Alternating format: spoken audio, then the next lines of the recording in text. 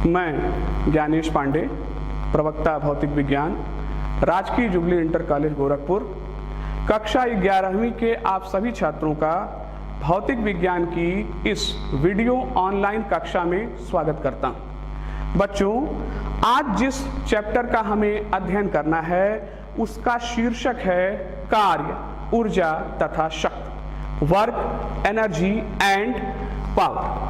आइए सबसे पहले देख लें कि आज के इस लेक्चर में हमारे शिक्षण बिंदु कौन कौन से हैं। आज सर्वप्रथम हम भूमिका देखेंगे। इसके अंतर्गत हम जानेंगे कि कार्य, ऊर्जा तथा शक्ति को पढ़ने की आवश्यकता क्यों है। इसके उपरांत हम कार्य तथा गतिज ऊर्जा की धारणा को समझेंगे और इसी में हम आपको कार्य ऊर्जा प्रमेय के बारे में बताएंगे। इसके उपरांत कार्य को परिभाषित किया जाएगा, कार्य की परिभाषा, और इस लेक्चर के अंत में मैं आपको गतिज ऊर्जा की परिभाषा बताऊंगा। प्यारे बच्चों, दैनिक जीवन की प्रक्रियाओं को समझने के लिए हमारे लिए यह अत्यंत आवश्यक है कि हम कार्य, ऊर्जा तथा शक्ति के बारे में जानें। प्रायः यदि कोई मिस्त्री ईंटा ढोता है, कोई किसान खेत जोतता है, बच्चे परीक्षा में अध्ययन करते हैं, कोई चित्रकार सुंदर चित्र बनाता है, तो हम ये धारणा रखते हैं कि यहाँ पर कार्य हो रहा है, परंतु यह कार्य की व्यापक परिभाषा नहीं है। भौतिक विज्ञान कार्य की व्यापक परिभाषा को गणितीय रूप में प्रदर्शित करता है। आप ये जान लें कि यदि किसी वस्तु पर कोई बल आरोपित करने पर वह वस्तु बल की ही दिशा में विस्थापित हो जाता है, तो हम कहते हैं कि उस बल द्वारा वस्तु पर कार्य संपादित किया गया है। अब जिस व्यक्ति में प्रतिदिन जितना अधिक कार्य करने की क्षमता होती है उसे अधिक ऊर्जा अथवा शक्ति वाला कहा जाता है। कार्य करने की इसी क्षमता को ऊर्जा कहते हैं। शक्ति शब्द का अभिप्राय कार्य करने की गति से है, कार्य करने की दर से है। कार्य, ऊर्जा तथा शक्ति की धारणाओं को विकसित करने के लिए यह अति आवश्यक है हमारे लिए कि हम दो सदिशों के अदिश गुणनफल के बारे में जानें। पूर्व में आप इसका अध्ययन कर चुके हैं, लेकिन हम इसमें संक्षिप्त रूप से आपको अदिश गुणनफल के कुछ गुणों को बताने का प्रयास करेंगे। परिभाषा कहता है कि दो सदिशों का अदिश गुणनफल एक अदिश राशि होता है जिसका परिमाण उन सदिशों के परिमाण तथा उनके बीच बने कोण की कोज्या के गुणनफल के बराबर होता है। अर्थात vector A dot vector B बराबर ए बी कॉस थीटा। यहां पर ए वेक्टर ए का परिमाण है, बी वेक्टर बी का परिमाण है और थीटा इन वेक्टरों के बीच का बना हुआ कोण है, जैसा कि इस चित्र में आप देख पा रहे हैं। अब यदि हम वेक्टर बी के अंतिम सिरे से वेक्टर ए पर एक लंब गिराएं तो यह इसे बिंदु पी पर काट रहा है और इसका शुरुआत बिंदु ओ से हुआ है, तो ओपी की लंबाई बी कॉस थीटा प्राप्त हो रहा है। बी कॉस थीटा वास्तव में वेक्टर बी का वेक्टर ए की दिशा में घटक है। तो इस प्रकार से हम दो वेक्टरों के अदिश गुणनफल को कैसे परिभाषित करते हैं? वेक्टर ए डॉट बी बराबर सदिश ए का परिमाण गुणे सदिश बी का सदिश ए की दिशा में घटक। सदिशों का जो अदिश गुणनफल होता है वह क्रम विनिमय नियम का पालन करता है। आपको पता है पहले से कि वेक्टर ए डॉट बी बराबर vector B dot vector A के बराबर होता है। अदिश गुणनफल वितरण नियम का पालन करता है, अर्थात vector A dot vector B plus vector C बराबर vector A dot vector B plus vector A dot vector C. अब यदि हम लंब कोणीय एकांक वेक्टरों की बात करें तो हमारे पास क्या सूत्र है? वेक्टर आई डॉट आई बराबर वेक्टर जे डॉट जे बराबर वेक्टर के डॉट के, ये बराबर होता है 1 के, और वेक्टर आई डॉट जे बराबर होगा वेक्टर जे डॉट के, ये बराबर होगा वेक्टर के डॉट वेक्टर आई, और ये बराबर होगा किसके, 0 के। इन रिजल्ट्स को आप याद रखेंगे, कार्य की परिभाषा में हमें इसकी आवश्यकता पड़ेगी। अब यदि कोई वेक्टर ए है जो इस प्रकार से है, वेक्टर ए बराबर AXI plus AYJ plus AZ के, और कोई दूसरा वेक्टर है B जो इस प्रकार से है, वेक्टर B बराबर BXI plus BYJ plus BZ के, तो इनका अदिश गुणनफल कुछ इस प्रकार से प्राप्त होगा, vector A dot vector B बराबर AX BX plus AY BY plus AZ BZ। अदिश गुणनफल के इन परिभाषाओं को संक्षिप्त रूप में डिस्कस करने के बाद अब हम इस स्थिति में हैं कि हम कार्य तथा गतिज ऊर्जा की धारणा को समझ सकें और इसी के अंतर्गत कार्य ऊर्जा पर, प्रमेय पर हम बात कर सकें। हम जानते हैं कि यदि कोई वस्तु किसी नियत त्वरण स्मॉल a के अंतर्गत सरल रेखीय गति में गति करता है तो गति का तृतीय समीकरण कहता है कि v square minus u square बराबर 2ad। यहां पर v वस्तु का अंतिम वेग है, u वस्तु का प्रारंभिक वेग है और d वस्तु द्वारा तय किया गया विस्थापन है। उपर्युक्त समीकरण के दोनों पक्षों में यदि हम m/2 से मल्टीप्लाई कर दें, गुणा कर दें, तो समीकरण का प्रारूप कुछ इस प्रकार से हो जाता है, half mv square minus half mu square equal to mad। समीकरण का प्रारूप इस प्रकार से प्राप्त जब हो गया और हमने इसे ध्यान से देखा, यहां पर हम न्यूटन के गति विषयक द्वितीय नियम का प्रयोग कर सकते हैं। देखें, न्यूटन का गति विषयक द्वितीय नियम क्या कहता है कि द्रव्यमान m और त्वरण a का गुणनफल वस्तु पर आरोपित बल F के बराबर होता है। तो m इंटू a के जगह पर रख दिया F, तो समीकरण को रूप मिला half mv square minus half mu square equal to FD। अब जरा इस समीकरण को आप ध्यान से देखें। इस समीकरण का बायां पक्ष वस्तु के प्रारंभिक गतिज ऊर्जा तथा अंतिम गतिज ऊर्जा के अंतर को प्रदर्शित कर रहा है, अर्थात हाफ mv स्क्वायर यह वस्तु की अंतिम गतिज ऊर्जा है और हाफ mu स्क्वायर यह वस्तु की प्रारंभिक गतिज ऊर्जा है। इन दोनों का अंतर हमने मान लिया ये किसके बराबर है, डेल्टा k के बराबर है। अब यहीं पर समीकरण के दाएं पक्ष को देखें। समीकरण का दायां पक्ष क्या प्रदर्शित करता है, यह दर्शाता है वस्तु पर आरोपित बल का विस्थापन के अंश घटक तथा वस्तु के विस्थापन का गुणनफल को यह प्रदर्शित कर रहा है। इस राशि को भौतिक विज्ञान में कार्य कहा जाता है, अर्थात कार्य बराबर हो गया बल गुणे विस्थापन। इस पर हम डिटेल में अगले टॉपिक पर चर्चा करेंगे। फिलहाल जो रिजल्ट हमें मिल रहा है वो कहता है कि kF माइनस KI अर्थात वस्तु के गतिज ऊर्जा में परिवर्तन बराबर है W के अर्थात कार्य के। यहाँ पर स्पष्ट हो जा रहा है कि किसी वस्तु पर लगाए गए कुल बल द्वारा कृत कार्य उस वस्तु की गतिज ऊर्जा में होने वाले परिवर्तन के बराबर होता है। इस कथन को हम कार्य ऊर्जा प्रमेय के नाम से जानते हैं। अति महत्वपूर्ण प्रमेय है। इसी प्रमेय के आधार पर अब और भी कई रिजल्ट हमें इस चैप्टर में प्राप्त करने होंगे और उसी कड़ी में हम पहला कार्य करने जो जा रहे हैं वह है हम कार्य को परिभाषित करने जा रहे हैं। अभी तक जो हमारी आपसे चर्चा हुई उसके अनुसार जो निष्कर्ष निकल रहा है वो ये कहता है कि किसी बल द्वारा कृत कार्य बल के विस्थापन की दिशा के अनुदिश घटक तथा विस्थापन के परिमाण के गुणनफल के रूप में परिभाषित किया जाता है। एक प्रयोग के माध्यम से आइए मैं इसे समझाने का प्रयास करता हूं आपको। देखें जरा इस चित्र को। इस चित्र में जैसा कि आप देख पा रहे हैं, ये कोई अचर बल है जो किसी स्मॉल यम द्रव्यमान के पिंड पर लगाया जा रहा है। इसके कारण पिंड धनात्मक यक्ष दिशा में स्मॉल डी दूरी से विस्थापित हो जा रहा है।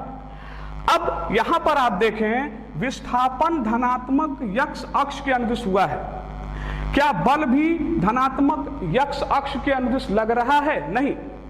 बल को यदि हम दो घटकों में वियोजित करें तो इसके दो घटक मिलेंगे, एक लंबवत घटक, एक समांतर घटक।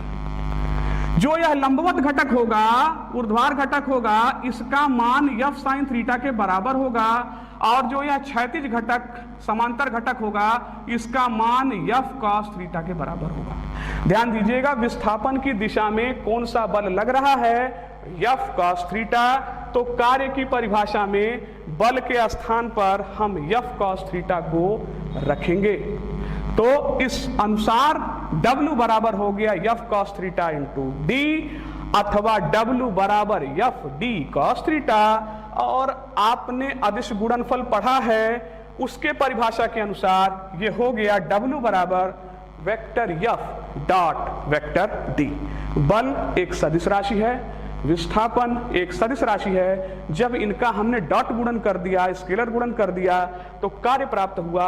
आप जान लें, कार्य एक अदिश राशि होता है, अर्थात यह एक स्केलर होता है। यहां से स्पष्ट हो जा रहा है कि यदि वस्तु का विस्थापन शून्य है, देखें जरा d, अगर ये d 0 है, इस फार्मूले में d 0 है, तो कितना भी बल आप वस्तु पर आरोपित कर दीजिए, उसके द्वारा कृत कार्य हमेशा शून्य ही होगा।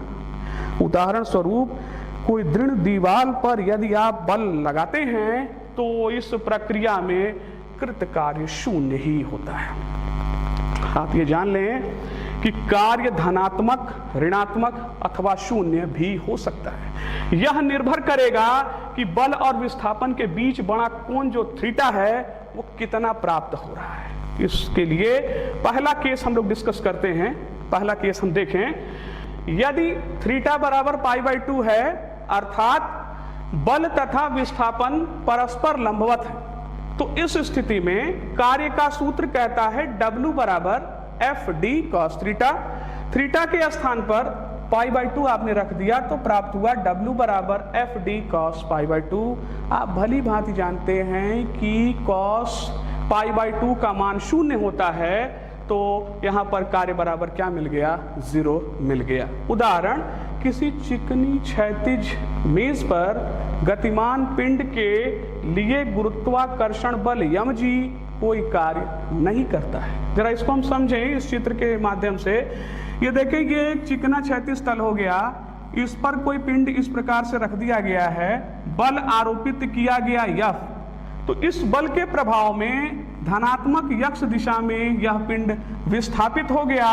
कितना विस्थापन हुआ? तो कहता है स्मॉल d विस्थापन हुआ। विस्थापन की दिशा धनात्मक यक्ष अक्ष की दिशा में है, और जो गुरुत्वाकर्षण बल mg कार्य कर रहा है वो ऊर्ध्वाधरतः नीचे की तरफ काम कर रहा है। तो इनके बीच का कोण देखें आप कितना बना? कोण बन गया π/2, और जब हमने थीटा की जगह π/2 रख दिया तो उस स्थिति में कार्य शून्य प्राप्त हो रहा है। अब देखें केस 2, यदि थीटा का मान शून्य के बराबर अथवा शून्य से बड़ा है तथा 90 से छोटा है, तो इस स्थिति में cos थीटा धनात्मक प्राप्त होता है। और यदि cos थीटा धनात्मक प्राप्त हो रहा है तो सूत्र के अनुसार कार्य भी धनात्मक ही प्राप्त होगा। उदाहरण, किसी छत से मुक्त रूप से गिरते हुए किसी पिंड पर गुरुत्वाकर्षण बल द्वारा कृत कार्य सदैव धनात्मक होता है। इसे भी हम समझें इस चित्र के माध्यम से।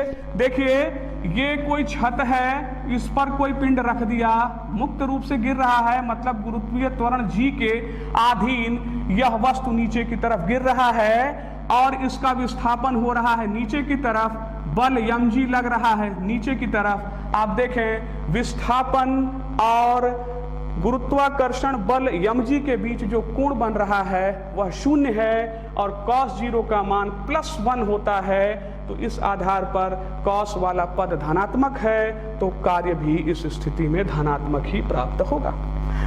तीसरा केस आप देख सकते हैं, यदि थीटा का मान 90 से बड़ा है और 270 डिग्री से छोटा है तो थीटा के इस मान के लिए कॉस थीटा का मान ऋणात्मक होता है, इसलिए कार्य भी ऋणात्मक प्राप्त होता है। उदाहरण, घर्षण बल द्वारा कृत कार्य सदैव ऋणात्मक होता है। आप देखें, यह कोई क्षैतिज तल है, इस पर कोई वस्तु रख दिया, इस पर बल लगाया, यह वस्तु विस्थापित हो गया। विस्थापन की दिशा प्लस x अक्ष के अनुदिश है। जो घर्षण बल कार्य करता है वो हमेशा गति विरोधी होता है, तो घर्षण बल और विस्थापन के बीच जो कोण बनता है वो हमेशा 180 डिग्री होता है। देखिए, विस्थापन यदि इधर हो रहा है तो घर्षण बल इधर लग रहा है, इनके बीच का जो कोण है वो आप देख रहे हैं 180 डिग्री के बराबर लग रहा है। और cos 180 का मान आप जानते हैं कि ऋणात्मक होता है, इसलिए इस स्थिति में जब भी घर्षण बल कार्य करता है तो वह सदैव ऋणात्मक ही माना जाता है। आइए जरा एक उदाहरण के माध्यम से मैं अपनी बातों को और स्पष्ट करने का प्रयास करता हूं। कोई साइकिल सवार ब्रेक लगाने पर फिसलता हुआ 10 मीटर दूर जाकर रुकता है। इस प्रक्रिया की अवधि में सड़क द्वारा साइकिल पर लगाया गया बल 200 न्यूटन है, जो उसकी गति के विपरीत है। आपको पता करना है सड़क द्वारा साइकिल पर कितना कार्य किया गया और साइकिल द्वारा सड़क पर कितना कार्य किया गया। ध्यान दीजिएगा, साइकिल सड़क पर 200 न्यूटन के बल से चलाई जा रही है, जिससे वह 10 मीटर से विस्थापित हो जाता है। सड़क द्वारा साइकिल पर लगाए गए घर्षण बल द्वारा कृत कार्य कितना हो जाएगा? सूत्र के अनुसार W बराबर FD cos थीटा। प्रश्न के अनुसार F का मान रख दिया 200 न्यूटन, विस्थापन रख दिया 10 मीटर, और चूंकि घर्षण बल है इसलिए थीटा का मान हो गया 180 डिग्री और cos 180 का मान होता है -1। तो इस प्रकार से कार्य मिला -200 जूल के बराबर कार्य यहाँ प्राप्त हो रहा है। न्यूटन के गति का तृतीय नियम अर्थात क्रिया प्रतिक्रिया का नियम यह कहता है कि साइकिल द्वारा सड़क पर लगाया गया बल सड़क द्वारा साइकिल पर लगाए गए बल के बराबर परंतु विपरीत दिशा में होगा। इसका परिमाण 200 न्यूटन बताया गया है इस प्रश्न में, परंतु सड़क अभी भी आप देखें इसका विस्थापन नहीं हो रहा है, अतः सड़क पर साइकिल द्वारा कृत कार्य 0 ही होगा। उपरोक्त उदाहरण से एक बात यह भी स्पष्ट हो जा रहा है कि क्रिया प्रतिक्रिया नियम केवल बलों के लिए ही मान्य है। पिंड A द्वारा पिंड B पर लगाया गया बल पिंड B द्वारा पिंड A पर लगाए गए बल के बराबर तथा विपरीत होगा, परंतु यह आवश्यक नहीं है कि पिंड B द्वारा पिंड A पर किया गया कार्य पिंड A द्वारा पिंड B पर किए गए कार्य के बराबर तथा विपरीत दिशा में हो। इतने डिस्कशन के बाद आप ये जान लें कि कार्य की बीमाएं क्या होती है। कार्य की बीमाएं द्रव्यमान में 1, लंबाई में 2 और समय में -2 होता है। mL2 T-2 और कार्य का मात्रक जूल होता है। परिभाषा कहता है कि कार्य बराबर बल गुणे विस्थापन।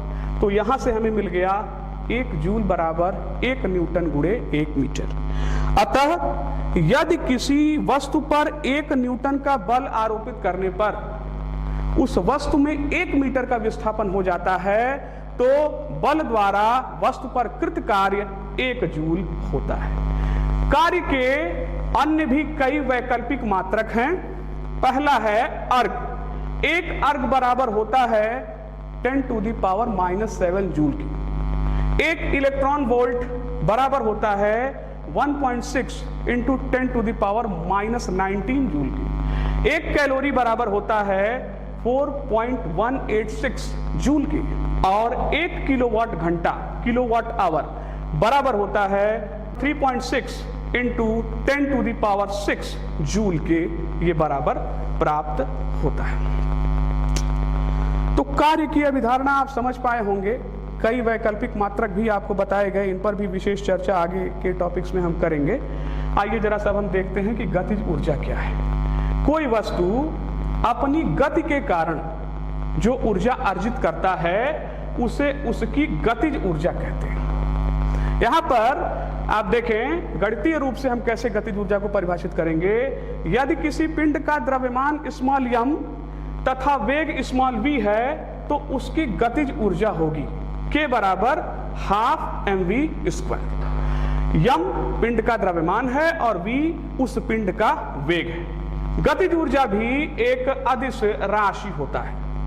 किसी भी पिंड की गतिज ऊर्जा उस पिंड द्वारा किए गए कार्य का माप होता है जो वह अपनी गति के कारण अर्जित कर सकता है। तीव्र गति से बहने वाली जल की धारा की गतिज ऊर्जा का प्रयोग अनाज को पीसने के लिए किया जाता है। ऊर्जा की जो अभिधारणा है तो कोई भी वस्तु अपनी स्थिति और अपनी गति दोनों के ही कारण ऊर्जा अर्जित करता है। इसमें जो गति के कारण ऊर्जा अर्जित होती है उसे उसकी गतिज ऊर्जा के रूप में हम जानते हैं। अब यहाँ पर एक उदाहरण मैं आपके समक्ष प्रस्तुत करने जा रहा हूँ। इसके अनुसार किसी प्रक्षेपित प्रदर्शन में एक पुलिस अधिकारी 50 ग्राम द्रव्यमान की गोली को 2 सेंटीमीटर मोटी नरम परतदार लकड़ी अर्थात प्लाईवुड पर 200 मीटर प्रति सेकंड की चाल से फायर करता है।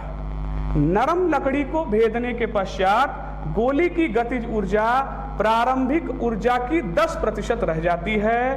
लकड़ी से निकलते समय गोली की चाल क्या होगी, ये आपको ज्ञात करने को कहा जा रहा है। तो गोली की प्रारंभिक गतिज ऊर्जा कैसे निकलेगा, फार्मूला आपको बताया गया है k बराबर हाफ mv² और प्रश्न में दिया गया है कि यह मान 1000 जूल के बराबर है। फिर देखें गोली की अंतिम गतिज ऊर्जा, प्रश्न में कहा गया है कि अंतिम गतिज ऊर्जा प्रारंभिक गतिज ऊर्जा का 10% है। तो 1000 जूल का 10% आप निकालें तो जब आप निकालेंगे तो कितना प्राप्त हुआ, 100 जूल के बराबर प्राप्त हुआ। अब हम ये मान लेते हैं कि नरम लकड़ी को भेदने के पश्चात वेग vf हो जाता है। तो गतिज ऊर्जा की परिभाषा से अंतिम गतिज ऊर्जा हो जाएगी हाफ mvf² और यह मान हमने पहले 100 जूल निकाल रखा है। तो यहां से हम लिख सकते हैं हाफ mvf² बराबर 100 जूल और जब आप इसे हल करेंगे तो vf का मान 63.2 मीटर प्रति सेकंड के बराबर प्राप्त होता है।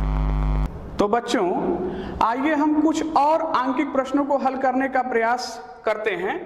आपसे कहा जा रहा है कि बल F जो कि बराबर है 3I + 4J - 5K -5K तथा